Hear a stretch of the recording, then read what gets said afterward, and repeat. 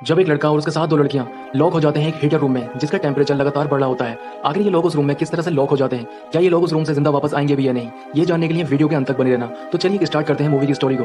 दोस्तों कहानी स्टार्ट होती है और स्टार्टिंग में हमें एक लड़की दिखाई जाती है जिसका नाम जेना होता है। जेना अपने मंगेतर के साथ कार ड्राइव कर रही होती है। ये लोग कहीं जा रहे होते हैं। जेना काफी खुश होती है क्योंकि उन दोनों की कुछ समय बाद ही शादी होने वाली होती है, लेकिन आगे चलकर उनकी कार का एक्सीडेंट हो जाता है जिसमें उसका मंगेतर मारा जाता है। अब हमें 3 साल के बाद का सीन दिखाया जाता है जिसमें जेना फोटो क्लिक कर रही होती है। जेना अभी भी अपने मंगेतर को ही याद करती है क्योंकि वो उसे काफी प्यार किया करती थी। अब यहाँ पर जेना के फ्रेंड रेने को दिखाया जाता है। रेने उससे कहती है कि क्यों ना हम कहीं बाहर घूमने के लिए चलें, इससे तुम्हारा मन भी थोड़ा हल्का हो जाएगा। इसके बाद रेने जेना को अपने बॉयफ्रेंड माइकल और उसके फ्रेंड एयान से उसको मिलाती है। यहाँ पर एयान सभी से कहता है कि मेरे अंकल का काफी बड़ा रिजॉर्ट है जो कि एक बहुत बड़ी लेक के किनारे है, क्यों ना हम सभी लोग वहाँ चलें। ये सभी लोग डिस्कस करने के बाद वहाँ के लिए निकल जाते हैं। जब ये लोग रिजॉर्ट के लिए निकल जाते हैं तो एयान का अंकल उनका पहले से ही वहाँ वेट कर रहा होता है।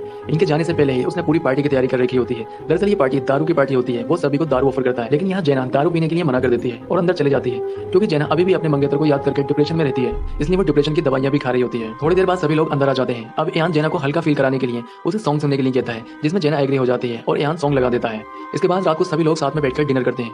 डिनर के बाद जेना बाहर चले जाती है और एयान के अंकल के कुत्ते के साथ खेलने लगती है। तब वो देखती है रेने का बॉयफ्रेंड माइकल काफी ज्यादा ड्रग्स ले रहा होता है। जब जेना ये बात रेने को बताती है तो रेने इस बात को लाइटली लेती है। इसके बाद वहाँ एयान का अंकल आ जाता है। वो उनसे कहता है कि रात को एक पार्टी है जिसमें सभी का इन्विटेशन है, मैं उस पार्टी में नहीं जा पाऊंगा क्योंकि उस पार्टी में मुझे डेकोरेशन का काम मिला है, मुझे काफी ज्यादा काम है, इसलिए तुम लोग चले जाना। ये लोग पार्टी में जाने से पहले हीटर रूम के अंदर जाने की बात करते हैं। दरअसल हीटर रूम एक ऐसा रूम होता है जिसका टेम्परेचर अपनी मर्जी से बढ़ाया या घटाया जा सकता है, जिसमें टेम्परेचर इतना हाई हो जाता है कि बॉडी पूरी गर्म हो जाती है। ये सभी लोग अपने अपने कपड़े उतारकर उस रूम के अंदर चले जाते हैं, लेकिन जेना को अभी इस रूम में जाते हुए कुछ अच्छा नहीं लग रहा था। और दूसरी चीज वो अपने मंगेतर को भी नहीं बोल पा रही थी, इसकी वजह से वो वहाँ खुलकर एंजॉय नहीं कर पा रही थी। थोड़ी देर बाद जेना भी वहाँ आ जाती है, लेकिन उसकी रूम के अंदर जाने की हिम्मत नहीं होती है। तभी एयान वहाँ आ जाता है और उसे अंदर आने के लिए कहता है। तब जेना पानी की कुछ बोतल लेकर उस रूम के अंदर चली जाती है। अब ये लोग उस रूम के अंदर काफी ज्यादा एंजॉय कर रहे होते हैं। जब इनकी बॉडी काफी गर्म हो जाती है तो ये लोग फैसला करते हैं कि क्यों ना लेक के अंदर जाकर नहाया जाए और वापस फिर से इसी रूम के अंदर आया जाए। ये लोग वहाँ से निकलकर लेक में नहाने के लिए चले जाते हैं। नहाने के बाद ये लोग फिर से उसी रूम में आ जाते हैं। यहाँ पर रेने और जेना रूम के अंदर चले जाती है, लेकिन माइकल और एयान काफी ज्यादा ड्रिंक कर लेते हैं। ड्रिंक करने के बाद ही रूम में आ जाते हैं और फिर से बॉडी गर्म होने के बाद नहाने के लिए चले जाते हैं। इस बार जब ये नहाकर आते हैं तो जेना तो रूम के अंदर चले जाती है,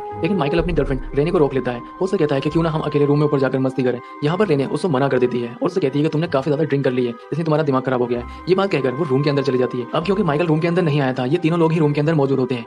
थोड़ी देर बाद एक आहट सुनाई देती है। यहाँ माइकल से अनजाने में एक ऐसी गलती हो जाती है जिसकी सजा अब ये तीनों भुगतने वाले होते हैं। जब ये लोग दरवाजे पर जाकर चेक करते हैं तो दरवाजा नहीं खुलता है। काफी कोशिश करने के बाद भी दरवाजा ये नहीं खोल पाते हैं। यहाँ रेने को लगता है कि माइकल शायद दरवाजा बंद करके बाहर से चला गया है। ये लोग माइकल को काफी ज्यादा आवाज लगाते हैं, लेकिन इनकी आवाज कोई नहीं सुनता है। अब क्योंकि कमरे का टेम्परेचर लगातार बढ़ रहा होता है, क्योंकि कमरे के अंदर स्टोन हीटर लगे होते हैं। दरअसल पाइपों द्वारा हीट अंदर आती है जो कि स्टोन को गर्म करती है। अब रेने दीवार पर एक डिवाइस को देखती है। दरअसल ये डिवाइस हीट कंट्रोल डिवाइस होती है। जब यान इस डिवाइस को देखता है तो वो उसको बताता है कि ये सिर्फ रिमोट द्वारा ही कंट्रोल होती है, इसको मैनुअली कंट्रोल नहीं किया जा सकता। तब रेने उससे कहती है कि अगर हम डिवाइस को ही तोड़ दें तो शायद हम कमरे का टेम्परेचर कम कर सकते हैं। इसमें यान उससे कहता है कि डिवाइस तोड़ने पर जरूरी नहीं है कि कमरे का टेम्परेचर कम हो जाए, शायद कमरे का टेम्परेचर बढ़ भी सकता है। यहाँ पर ये लोग काफी ज्यादा परेशान हो जाते हैं। अब रेने गुस्से में दरवाजे में लगा कांच तोड़ने की कोशिश करती है, लेकिन कांच उससे नहीं टूटता है। यहाँ पर यान के दिमाग में एक आइडिया आता है। वो स्टोन हीटर में से एक स्टोन निकालने की कोशिश करता है। अब यान स्टोन हीटर में से एक स्टोन का टुकड़ा निकालने में कामयाब होता है क्योंकि वो टुकड़ा काफी गर्म होता है, इसलिए वो उसको पानी में ठंडा करता है। पत्थर का टुकड़ा लेने के बाद यान दरवाजे में लगा कांच तोड़ने की कोशिश करता है, लेकिन कांच काफी ज्यादा मजबूत होने की वजह से उससे नहीं टूटता है। लेकिन यान कोशिश करते रहता है और वो कांच के टुकड़े को तोड़ देता है। क्योंकि कमरे का टेम्परेचर ज्यादा होने की वजह से ये लोग ठीक से सांस भी नहीं ले पा रहे थे, इसलिए कांच टूटने के बाद ये लोग आराम से सांस ले लेते हैं। इसके बाद ये माइकल को आवाज लगाते हैं, लेकिन वहाँ पर कोई नहीं होता है क्योंकि माइकल ऑलरेडी पार्टी में जा चुका होता है। वहाँ पर उनकी आवाज कोई नहीं सुनता है। लेकिन इनको यहाँ पर दरवाजा बंद होने की वजह पता चल जाती है। बाहर देखने पर पता चलता है कि एक लेडर जो कि दरवाजे से अटक गई है, जिसकी वजह से दरवाजा नहीं खुल रहा होता है।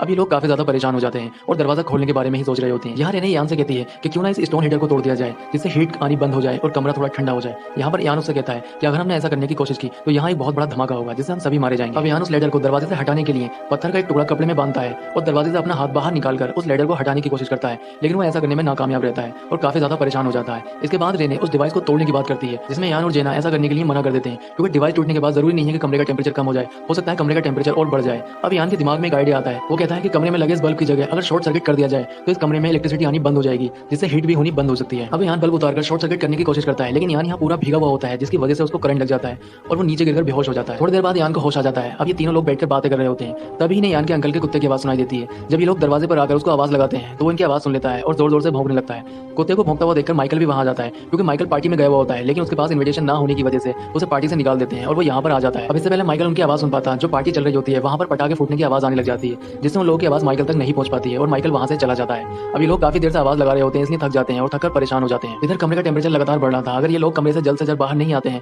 तो कमरे की गर्मी के कारण ये खुद ब खुद वहां मर जाएंगे। इसलिए यान अब कमरे में लगे स्टोन हीटर को तोड़ने का फैसला करता है। यान जब स्टोन हीटर को तोड़ता है तो वहाँ बहुत बड़ा धमाका होता है, जिसकी वजह से यान की मौत हो जाती है। दूसरी ओर धमाके के कारण रेने और जेना भी बेहोश हो जाती है। धमाके के बाद यान का अंकल भी वहाँ पहुंच जाता है। जब वो वो देखता है कि दरवाजा लेडर से लॉक हो रखा है और सभी लोग अंदर हैं, तो वो घबरा जाता है। इसके बाद उन सभी को वहां से रेस्क्यू किया जाता है। सभी को जब बाहर निकाला जाता है तो पता चलता है कि इयान की मौत हो गई है। ये सब कुछ देखकर माइकल काफी ज्यादा परेशान हो जाता है और फ्लैशबैक की बातों को सोचने लगता है। फ्लैशबैक में हमें दिखाया जाता है माइकल काफी ड्रिंक किए हुए होता है और वो काफी गुस्से में भी होता है, क्योंकि उसकी गर्लफ्रेंड ने उसके साथ रूम में जाने से मना कर दिया होता है, इसलिए वो काफी गुस्से में होता है। काफी ज्यादा ड्रिंक करने के बाद उसको कोई होश नहीं होता है। उसकी एक गलती की वजह से लेडर दरवाजे से टकरा जाती है और दरवाजे को ब्लॉक कर देती है, लेकिन वो दरवाजे से लेडर हटाए बिना ही वहां से चला जाता है और रूम में मौजूद सभी लोग ब्लॉक हो जाते हैं। यही बात सोच सोचकर माइकल काफी परेशान होता है। वो अपनी गलती का एहसास भी करता है, लेकिन उसकी इस गलती की वजह से उसका दोस्त इयान इस दुनिया को छोड़कर जा चुका था। यहाँ वो यही बात सोचता है कि काश अगर वो होश में होता तो उससे ऐसी गलती ना होती और उसका दोस्त आज इयान उसके साथ होता। यहाँ पर मूवी का एंड हो जाता है। दोस्तों आपको मूवी कैसी लगी कमेंट करके बताएं और हमारे वीडियो को लाइक जरूर करें। दोस्तों चैनल पर अगर नए हैं तो चैनल को सब्सक्राइब तो जरूर ही कर लें। तो मैं आपसे मिलता हूँ इसी तरह के किसी नेक्स्ट वीडियो में।